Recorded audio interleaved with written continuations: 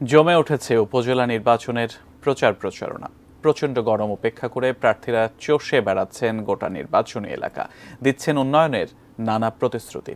এই প্রতিশ্রুতি নিয়েই অভিযোগ পাল্টা অভিযোগের পাল্লা ভারী। মন্ত্রী এমপিদের নাম ভাঙিয়ে প্রভাব খাটানোর বিস্তর নালিশ প্রার্থীদের। এমন অভিযোগে মুচলেকাও দিয়েছেন দিরাইয়ের এক চেয়ারম্যান প্রার্থী। বরিশাল সদর উপজেলায় চেয়ারম্যান পদে ৫ জন, ভাইস চেয়ারম্যান পদে ৪ ও মহিলা ভাইস চেয়ারম্যান পদে ৩ জন প্রতিদ্বন্দ্বিতা করছেন। বরিশালের মেয়রের ঘনিষ্ঠজন হিসেবে পরিচিত যুবলীগ নেতা মাহমুদুল হক খান মামুন, প্রতিমন্ত্রীর ঘনিষ্ঠজন অ্যাডভোকেট মাহবুবুর রহমান মধু, সাবেক মেয়র সাদিক আব্দুল্লাহর আস্থাভাজন উপজেলা আওয়ামী লীগ সভাপতি মনিরুল ইসলাম ছবি চেয়ারম্যান পদে নির্বাচন করছেন। রয়েছেন বরিশাল প্রেস ক্লাবের সাধারণ সম্পাদক আওয়ামী লীগ নেতা জাকির হোসেন।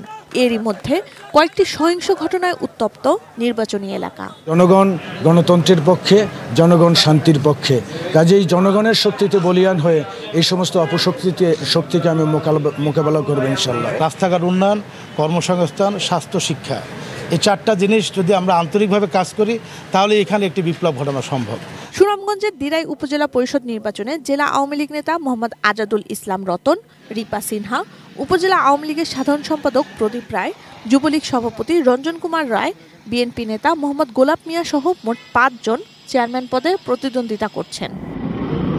এমপি জয় সেনগুপ্তার বরাদ্দের অর্থে রাস্তাঘাট করে দেবেন, উন্নয়নের এমন প্রতিশ্রুতি দিয়ে প্রদীপ রায় নির্বাচনী প্রচার চালাচ্ছেন বলে অভিযোগ তুলেছেন তার প্রতিদ্বন্দ্বীরা। মানুষের মুখ থেকে শুনতে পাচ্ছি যে ওই পাড়ায় একটা রাস্তা করে দিবে, ওই পাড়ায় ওইটা করে দিবে, তারাই বরাদ্দগুলো কোথায় পাচ্ছে?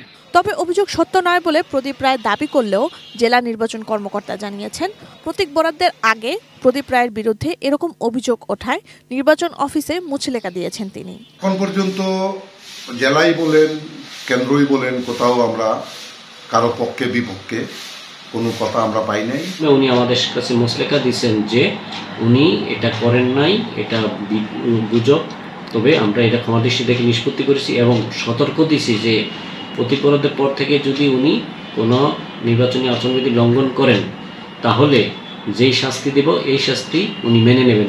ষষ্ঠ উপজেলা পরিষদের প্রথম ধাপে ভোট গ্রহণ আগামী ৮ May. Sanjida Silvia, desk report, ATN news.